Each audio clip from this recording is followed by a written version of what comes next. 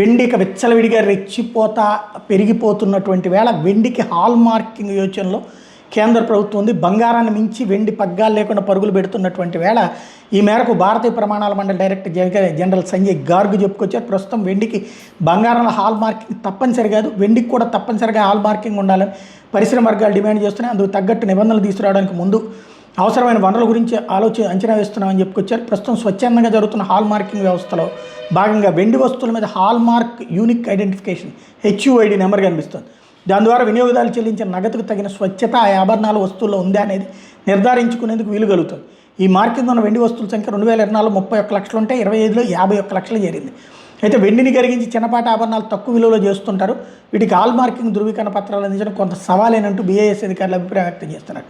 వెండి ఆభరణాలకు hall marking 800, 830, 920, 958, 970, 990, 999 స్వచ్ఛతా ప్రమాణాలతో ఇస్తున్నారు ఇప్పుడు.